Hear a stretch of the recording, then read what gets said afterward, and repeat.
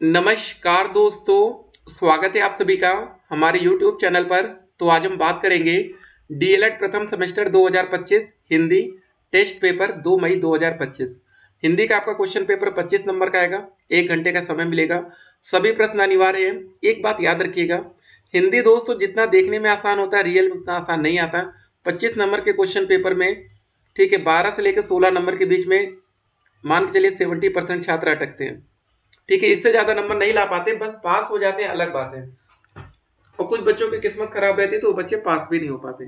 तो ये हम आपको बताना चाहते हैं कि हिंदी को अंडर एस्टिमेट करने की गलती मत करिएगा। उसका रीजन क्या होता है, आप इसको हल्के में क्यों लेते हैं। जब तीसरे दिन आप एग्जाम देने जाते हैं तो तीसरे दिन का पहला पेपर हिंदी का होता है, दूसरा पेपर संस्कृत का होता है और चौथा पेपर और तीसरा पेपर कंप्यूटर का। पहला, दूसरा, तीसरा। ठीक है, तो हिंदी को आप हल्के में लेते हैं क्योंकि संस्कृत ज्यादा इंपॉर्टेंट होता है तो उसको ज्यादा पढ़ते हैं। ठीक है, तो चलिए दोस्तों, आज का पहला प्रश्न आपके सामने रखते हैं। निम्नलिखित में से कौन सा कथन हिंदी ध्वनियों के शुद्ध उच्चारण के संबंध में सबसे अधिक महत्वपूर्ण है, बताइए। वक्ता की क्षेत्रीय बोली का अनुकरण करना, कि शब्दों के अर्थ पर ध्यान केंद्रित करना, कि प्रत्येक ध्वनि के उच्चारण स्थान और प्रत्येक को समझना, या जल्दी जल्दी बोलना ताकि सुनने वाला उबे नहीं। तो इसका दोस्तों जो सही आंसर होगा सी विकल्प होगा, प्रत्येक ध्वनि के उच्चारण स्थान और प्रयत्न को समझना। अगला क्वेश्चन देखते हैं। देवनागरी लिपि में संयुक्त अक्षरों के निर्माण में निम्नलिखित में से कौन सा नियम सार्वभौमिक रूप से लागू होता है, बताइए। बहुत ही अच्छा क्वेश्चन है। ठीक है, सोचिए उसके बाद आंसर करिए। कि हमेशा दो व्यंजनों का मेल होता है, हमेशा एक स्वर एक व्यंजन का मेल होता है। पहले व्यंजन में स्वर, दूसरे में नहीं। पहला व्यंजन स्वर रहित होता है, दूसरा स्वर सहित होता है। एक रहित और एक सहित। तो दोस्त इसका जो सही आंसर होगा डी विकल्प हो जाएगा यहाँ पर। ठीक है, तो इसको ध्यान रखेंगे। तो देखिए दोस्तों, हर क्वेश्चन को आपको समझना पड़ेगा, नहीं तो फिर आपसे गलतियां होंगी। देवनागरी में संयुक्त अक्षर बनाते समय पहला व्यंजन हलंत लगाकर स्वर रहित किया जाता है और दूसरा व्यंजन सामान्य रूप से स्वर सहित होता है। ठीक है, अगला क्वेश्चन देखा जाए। देवनागरी लिपि में मात्राओं का प्रयोग किस प्रकार किया जाता है, आपको यह बताना है। जल्दी जल्दी दोस्तों विकल्प देखिए और हर क्वेश्चन के साथ आप 1 नंबर अपने आप को देते हुए चलिएगा। तो इसका सही आंसर होगा दोस्तों, मात्राओं का प्रयोग कैसे होता है, व्यंजन से पहले बाद में ऊपर और नीचे लगाई जा सकती है। ठीक है, तो चलिए अब अगले क्वेश्चन में आते हैं, ज्यादा डिटेल्स नहीं देखेंगे अभी। निम्नलिखित में से कौन सा शब्द अभिज्ञ का सटीक विलोम है, इसका आपको विलोम शब्द बताना है। आपके सामने 4 विकल्प हैं। तो इसका दोस्तों जो सही आंसर हो जाएगा वो हो जाएगा अनभिज्ञ। ठीक है, देखिए अभिज्ञ का अर्थ होता है जानकार या परिचित। अनभिज्ञ का अर्थ होता है दोस्तों अपरिचित या अज्ञान। ठीक है, अब अगला क्वेश्चन देखते हैं। हर क्वेश्चन दोस्तों इंपॉर्टेंट रहेगा। अपेक्षा शब्द का समानार्थी शब्द कौन सा होगा जो वाक्य में उसके स्थान पर सबसे उपयुक्त हो। अपेक्षा का समानार्थी बताइए। तो सही आंसर होगा दोस्तों यहाँ पर इच्छा। ठीक है, इसके साथ हम लोग जाएंगे। अपेक्षा का अर्थ होता है दोस्तों इच्छा। ठीक है, या आशा या उम्मीद। तो इच्छा इस शब्द का सबसे सटीक समानार्थी है। अन्य विकल्प, तो यहाँ पर भी आपको अपने आप को 1 नंबर देना है और आगे बढ़ना है। क्वेश्चन नंबर 6 क्या रहा, निम्नलिखित में से कौन सा शब्द युग्म समान ध्वनि का उदाहरण है लेकिन अर्थ भिन्न है, आपको ये बताना है। Question number 6। तो दोस्त इसका जो सही आंसर होगा कुल और कुल। कैसे, समान ध्वनि शब्द वे होते हैं जिनका उच्चारण लगभग एक जैसा होता है लेकिन अर्थ अलग होता है।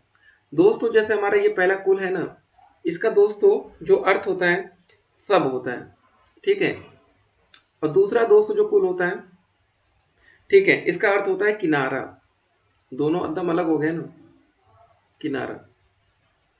अन्य विकल्प समान ध्वनि वाले शब्द ही नहीं, ऊपर नीचे मतलब समान ध्वनि, ये ध्यान देना था। निम्नलिखित वाक्य में से किस विराम चिन्ह का उपयोग त्रुटिपूर्ण है। राम, श्याम और मोहन जा रहे हैं, वे कल लौटेंगे, बताइए। बहुत ही अच्छा क्वेश्चन है। तो दोस्तों यहां पर जो विस्मयादि बोधक चिन्ह आ रहा है इसका मतलब, ठीक है।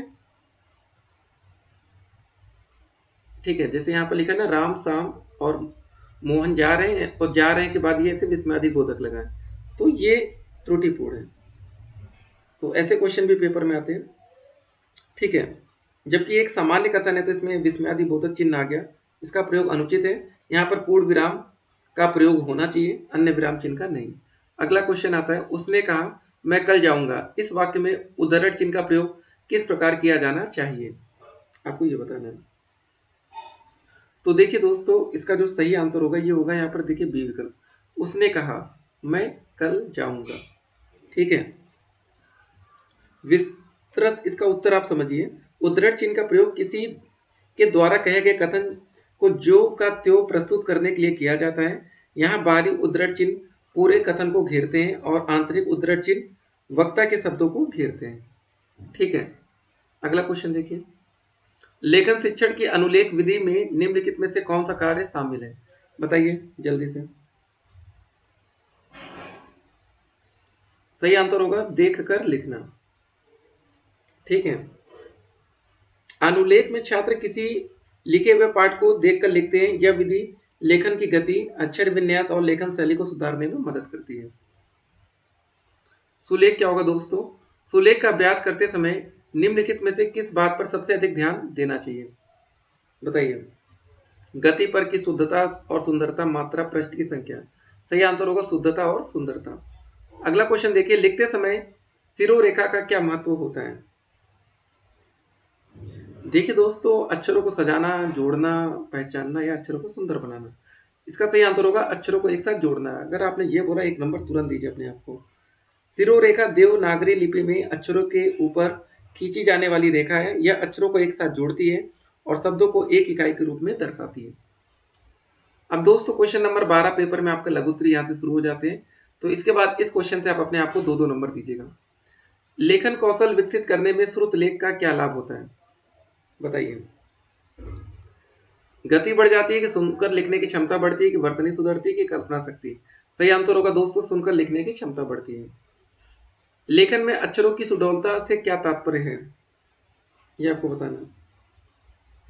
अक्षरों का आकार और बनावट, गति, रंग, ये सब। तो सही आंसर होगा अक्षरों का आकार और बनावट।